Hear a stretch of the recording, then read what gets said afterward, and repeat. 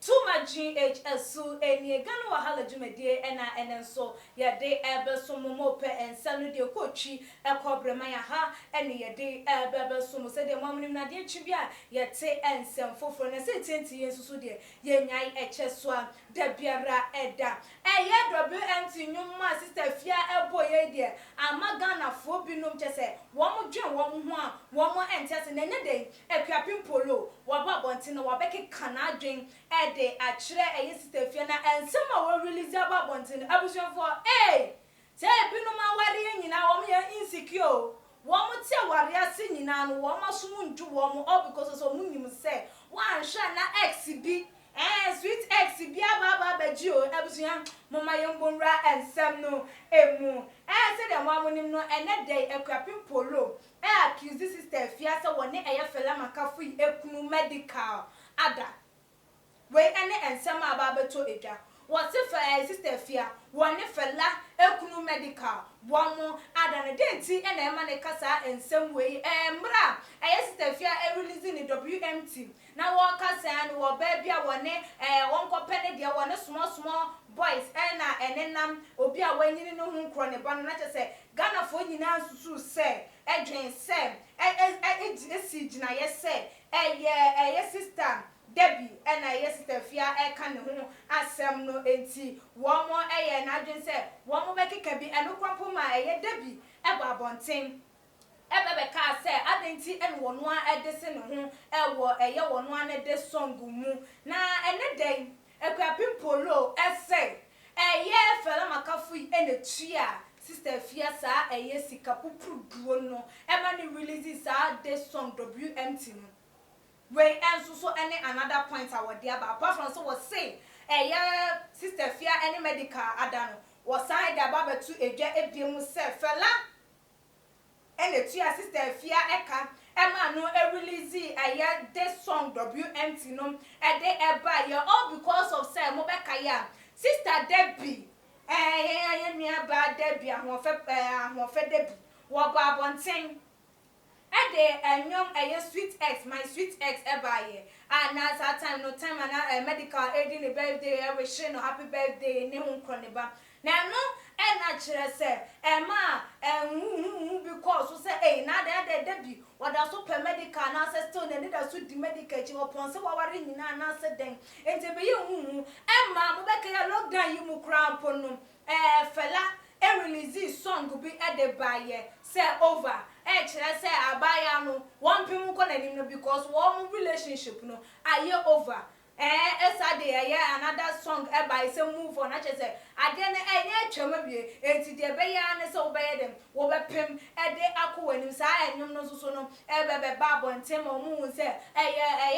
Debbie ne my sweet ex nyum ade ba enti na ama fela so release sa nyum no na still fela dwen wa na what na say wo ne say de bi ebia na abaya no baba jini kunu bad enti the Akuapem Poloo no allege say wo tua Sista Afia eka ena wo release ne WMT no say de be ya wo de be de say ana wo de be di Debbie atem ana wo de be tu Debbie for ama Debbie hu no say wo twene mu ene betententen ebe be ye pekrampo na nya de say medical wo benya no ene enya na echina enti wo ye sa de ni wie no ena che say Akuapem Poloo echire mu a abaya no fela makafu wo hu na say wanya wo bia wo trust and wo de no ho eto no so won kan hu say nyankopon krabo say no menka do de nipa na basa no menka do de nipa na basa enti wo no wo trust Sista Afia no ene de wo no allegation o de ababonten no okọ abonten ana so wo hu Sista Afia wo hwe no eyeball to eyeball na won busa na say Akuapem Poloo say wodi mi kunu medical ada yampa anase enye ampa na se wotimi ya no dia fa wantimi anya no dia no wo hunu se wono ankasa no adamfo na wanya no wo hunu se wo ye na adamfo no wonye adamfo papa enti allegation na Akuapem Poloo de etu dwa na mama yenko ne nkonko tie ne nsem na ankasa emu na akwa akwa yese yebosire mu kabi na tuma gh de etu edwa de amamu nsem ni mie What am I hearing on social media? Now that coronavirus is here, that we are thinking about how to solve it, you people who are eager, angry to fight an innocent woman who was dating a young guy that punished the guy, and now you've seen the guy to date him. You went to snatch the guy. You get me? And you want to bribe someone to do a decent song for the person. The person you bribe, look into her eyes, ask her if she has not fucked your boyfriend. She has fucked your man. If you don't know, you people should comport yourself, because you know I have all the gist. Let's forget it, because the guy knew the lady was older than him, and he went away ahead to date the lady. Now that the lady has dressed and polished the guy, you see something in the guy, you force the guy on you, force and kidnap the guy. You people should stay well. You people should stand well. If I should start descending on you, you can't stay in Accra here. Corona is here, and you people are doing the pedo. Abusiafo we ane eye ensema Akuapem Poloo ade to dan eye Akuapem won to bon kasa kasa asa de obi tawi ade nsuso anya obi anane ne ko nipa no ka no kakra bi obete ka na yin nsuso obete na se de o kan o profi ase nkoye so be nda abusiafo wakasa se wa wotie ye ne nsema wode atu edwa no ehun e na wo kire mo se hwe wa fake o se ana afia no Sista Afia no eye fela won hwe na eyeball to eyeball no one musa ne say you medical so one rain da say medical ndwa mu da won kan kire no ewo e na obehu no say wonu nipa na wone ne tie no ana nipa no hu ne say adamfo no nya adamfo na emre ya Ghana yensu yare coronavirus aba no wuti hon etue sika de mankrofom say wo mo enye de song fantia eye wan kasa wukunu ne x na adan awade no wuntimi ntina se na so afirase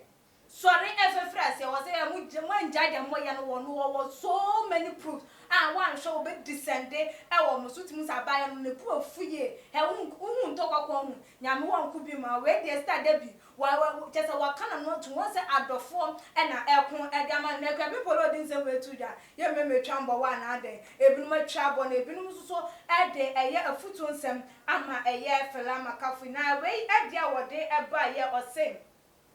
this fella is something. Oh, why are you so insecure in your marriage? You are married to the man, so what else again? That you have to give money to someone to make a dick song to his ex. Oh, this is unbearable. Fella, you didn't do well at all. And so at the end, I say, hey, enti awade awutimu. Wumpa ya de kawasho on say your friend will mess it simple. And I will feel insecure. Na free awade na say because they say Bema no aya won kwa wadia. So wo kwa bontin ko remanu eye de obeye bia na still na one na we misses wo bia nje that position no emfemfiri wonsem na still na wo say insecure dia ene so wetimi edi saboni we etue sika dia mo wo bi se won konko ye this song all because of say wo bi a Sunday and or wish ukunu birthday etro my ex na nwa intinu sweet ex intinu just still no wo ne say bi oda so pena ene sa de pa de na aware no wan wo ye immature e wa aware no nte wo se enyi wo mfiri wono aware no kra no in the first place won jindi say na nka e wo se e ba som ye nia eye ultimate and so e dia wo de e ba yo say oh my dear take time and talk. Oh Akuapem, please take time and talk. You have so many proof but the talking was going so fast that we couldn't even we have to play back so many times for us to understand what you want to mean. Please, if you can't speak English, speak Chi. And also so there were them by no video when you hear you don't even go catch you until they find Hawaii. Been so there were they by or say, Sister Debbie, don't mind what Fela McCaffrey is doing. Don't mind her. She is young. She doesn't know anything. You were the one who made Medikal, and now she is having him. So you keep calm. God will bring you your heart desire. So Edia what they ever say, stop Debbie, come to him. What and our medical, ever medical, what and I would see no. And the fellow baba fun and to whom is so obey Jina side and so Edia I want so obey me a boo and in Tiago can be as well. Come at him and Yankopon and a kawani be asem at the manu. Yen have been so edo de abai yen di and come was say for the first time I am supporting Akuapem Poloo. You people are just unbearable. How can you do that? How can fella pay someone to have a day song. Now you see that the person that you paid have even slept with your husband. So what are you going to do? Are you going to face her, or are you going to unfriend her? You see your life, you see that you don't even have sense, you have shallow mind. So dia what day about no say di Kenya Akuapem Poloo aka asem a wo hu ni se nyansa wo mu a wo support no eno no say den na fellow obi a waware wutimi etua wo bi ka se one day say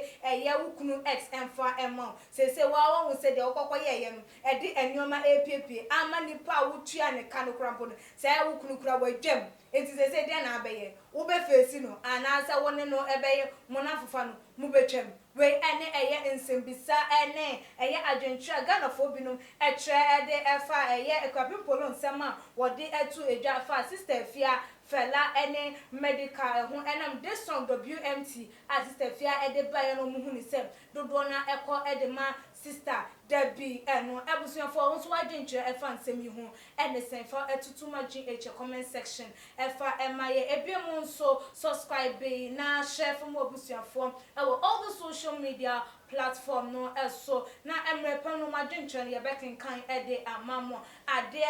agroye de na ade esan enkrasefo nti ha ene de dwumade no ebesi desene ye besane hia.